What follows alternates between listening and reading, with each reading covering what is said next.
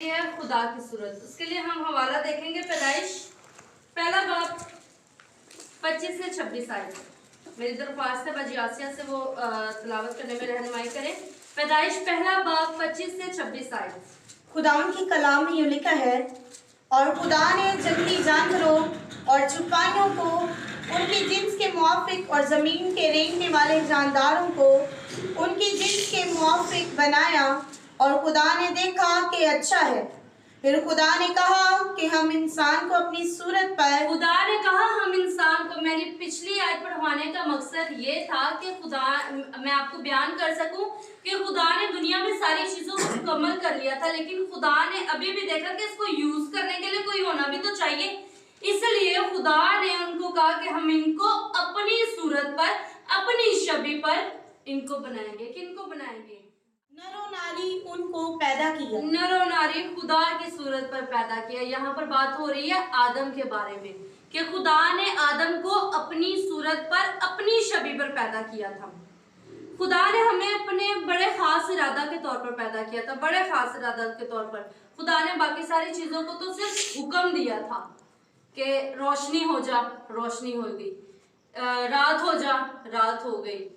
जो भी चीजें खुदा ने बनाई उनको हुक्म के तहत बनाया था, हुक्म दिया था कि ये सारी चीजें बन जाए। लेकिन खुदा ने एक वक्त इंसान को अपनी सूरत पर बनाया, उनको अपनी छवि पर बनाया, क्योंकि वो अशरफुल मखलूकात है। अशरफुल मखलूकात का मतलब है मखलूक में सबसे आला, क्योंकि वाहिद ये हमारी जो मखलूक है, जो अशरफुल मखलूकात कहलाती है, सारा कुछ डिसाइड किया, बनाया खुदा ने है, लेकिन जो इनको नाम दिए वो आदम ने दिए। क्या इख्तियार खुदा ने उसको दिया कि उसने इन सारी खुदा की बनाई हुई चीजों के नाम एक इंसान ने रखे।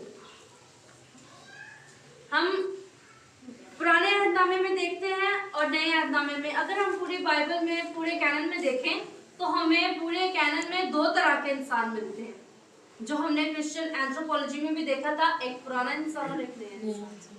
पुराना इंसान जो था, जो आदम था, वो गुनाह के बाइस अपनी जो सूरत था वो बिगाड़ चुका था। अभी भी आप देख रहे हैं जो चर्ची होते हैं, जो निश्चय कर रहे होते हैं, जो बुराई के काम कर रहे होते हैं, उनके फेस से पता चल जाता है कि ये खुदा से बहुत दूर है, क्योंकि वो अपनी बदी की वजह से, अपने गुनाहों की वजह से अपनी सूरत को बिगाड़ चुके होते हैं। जो खुदा की सूरत है, जो खुदा की बनाई हुई। पैदाइश 3 बाब 17 से 18 आयत में उसके गुनाह का जिक्र है, जिसमें जब उसको उसकी हवा ने, उसकी जो जीवन साथी थी, उसने उसको कहा कि हम चलो लेट्स गो, हम ये फल खा लेते, कुछ नहीं होता इससे, हमारी जो है ना जिंदगी, वो तो चाहता है कि हमें ना किसी चीज का पता ना चले, ये तो नेको बद की पहचान का ट्री है, ये हम इससे मरेंगे नहीं, हम इसको खा लेते हैं। जो पहला गुनाह था उससे ये हुआ था कि उसने खुदा की नाफरमानी की थी। उस गुनाह की वजह से उसने अपनी सूरत बिगाड़ ली और खुदा ने उसको कहा था यहाँ से चला जा। वो पूरा बाग अदन खुदा ने आदम के लिए बनाया था, लेकिन उस गुनाह की वजह से कि उसने अपनी सूरत बिगाड़ ली, जो खुदा ने अपनी सूरत पर उसकी छवि बनाई थी, उसने जब उसको खराब किया, बिगाड़ लिया, तो खुदा ने उसको कहा था कि तू यहाँ से चला जा। वो अपने बच्चों को लेके वहां से फिर चला गया था। तो इसीलिए हम भी आज के दौर में जो इंसान है वो गुनाह करते हैं, छोटे छोटे गुनाह करते हैं। पुराना इंसान गुनाह की वजह से अपना इख्तियार खो चुका था।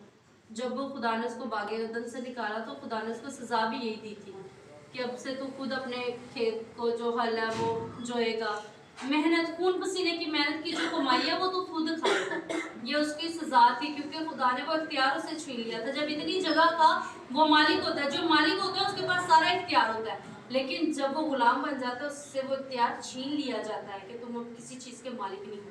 वो पुराना जो इंसान था वो अपने गुनाहों की वजह से अपने इख्तियार को छोड़ चुका था, खो चुका था।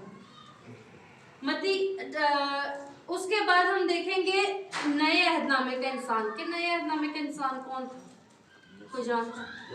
यीशु मसीह, जो कि कामिल इंसान कहलाया, जिसने अपने बाप के किए गए करवाने वाला बन जा, तो उसने हमारे गुनाहों की खातिर अपनी जान सूली पर दे दी। उसको हमारी वजह से सलीब देगी, ताने दिए गए, मारा भी गया, उसके मुंह पर थप्पड़ भी मारे, थूका भी गया, बहुत उसको जलालत पेश की गई, लेकिन उसने हमारी खातिर सारा कुछ सह लिया था। मैं शॉर्ट में आपको बताऊंगी जो कि खुदा की सूरत से रिलेटेड जो हवाले हैं वो है पैदाइश पहला बाब 22 आयत, उसके बाद 26 बाब 5 आयत, 3 बाब 9 आयत और कुरिन्थियों 11 बाब और उसकी 7 आयत और ज़बूर 8। ये सबसे सरे फहरिस्त पर आता है, लेकिन इसमें खुदा की सूरत के बारे में तो नहीं बताया गया, लेकिन खुदा की सारी तख्लीक को बड़े शायराना अंदाज से इसमें बयान किया गया है कि खुदा ने किस तरह से दुनिया को बनाया था, कितनी मेहनत से। आज हम कोई चीज बना ले, हम कहते हैं मैं बड़ी मेहनत से बनाई है, बेशक वो दाल चावल इंसान को बनाया तो खुदा ने क्या सोचकर बनाया होगा कि मैं इस दुनिया को बना रहा हूँ, ये जो बनने वाला शख्स है ये उठ के गुनाह कर लेगा, अपने जीवन साथी के पीछे लग के मुझे छोड़ देगा ये, तो इसलिए खुदा ने फिर उससे उसका इख्तियार छीन लिया था। लेकिन जब मसीह आसमान से नीचे आए थे तो मत्ती की अंजील 28 बाब 18 से 19 आयत के मुताबिक जब यीशु मसीह का सऊद हो रहा था तब यीशु मसीह ने हमारे लिए एक आयत कही थी। देखेंगे हम मत्ती की अंजील 28 बाब 18 से 19 आयत।